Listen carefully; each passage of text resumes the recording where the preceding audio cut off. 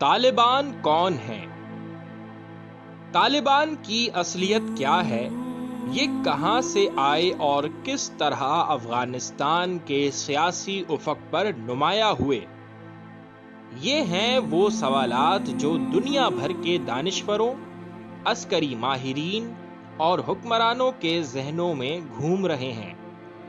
سبھی اس بات پر حیران اور انگشت بدندہ ہیں کہ سوویت یونین اور امریکہ جیسی سپر پاور بھی ان کو کیوں ختم نہ کر سکی۔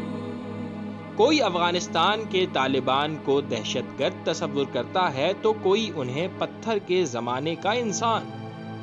کچھ کا خیال ہے کہ طالبان کو امریکہ نے خود بنایا، کچھ کہتے ہیں کہ یہ پاکستان کی پیداوار ہے، اور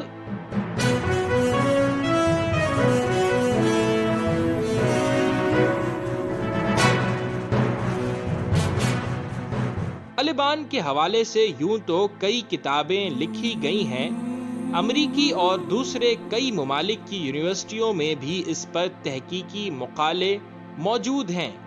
پاکستان کے سابق آرمی چیف جنرل محمد اسلم بیگ نے بھی اپنی کتاب اقتدار کی مجبوریوں میں بھی افغان طالبان کے پس منظر کو رقم کیا ہے۔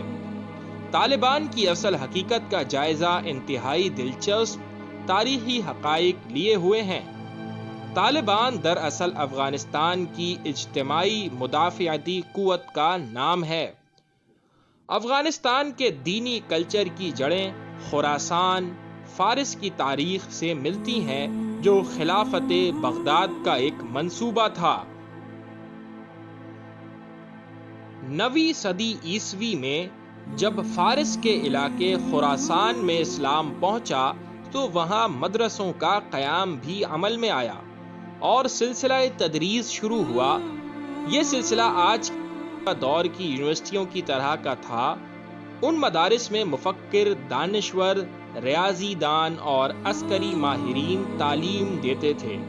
مولانا رومی، فردوسی، ابن سینا، جامی، امام بخاری، امام ترمذی اور دیگر بے شمار شخصیات خراسان میں قائم ایسے ہی مدارس سے فارغ التحصیل تھے۔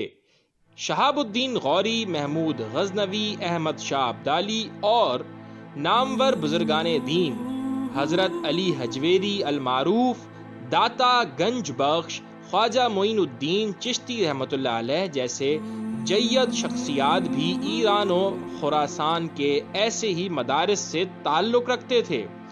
یہ محض حصول تعلیم کا ذریعہ نہ تھے بلکہ عسکری تربیت کے مراکز بھی تھے۔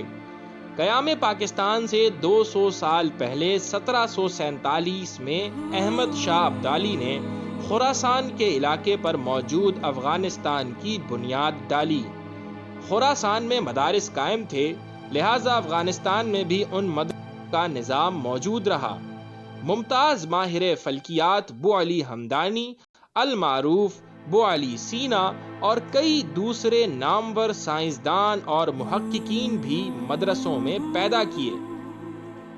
اسلامی انقلاب ایران جو 1978 میں آیا، اس کے محرکات بھی یہی مدارس بنے۔ انہی مدارس میں عالم دین آیت اللہ سید روح اللہ خمینی اور ان کے رفقا نے تعلیم حاصل کی، اور بعد میں یہی لوگ ایران میں اسلامی انقلاب لائے۔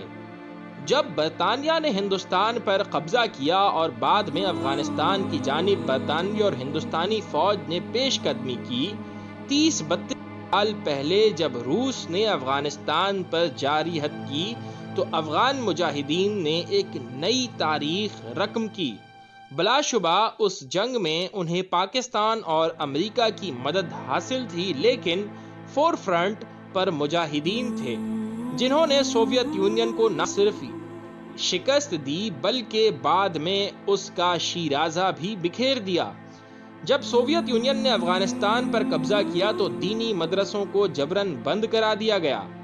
انہی مدارس نے جہاد کے لیے وہ بنیادی نرسری فراہم کی جس نے نہ صرف یہ کہ سوویت یونین کو ناکوں چنے چبوائے بلکہ امریکہ کو بھی سرنگو کیا۔ موجودہ طالبان بھی انہی دینی مدارسوں کی نرسری سے آئے ہیں۔ اس لحاظ سے طالبان کی تشکیل میں کسی بھی سیاسی جماعت یا بیرونی قوت کا ہاتھ نہیں، بلکہ یہ ان کے نظریات، مدرسوں کی پیداوار ہیں جن کا تسلسل خراسان سے لے کر پاکستان کے مدارس تک ملتا ہے۔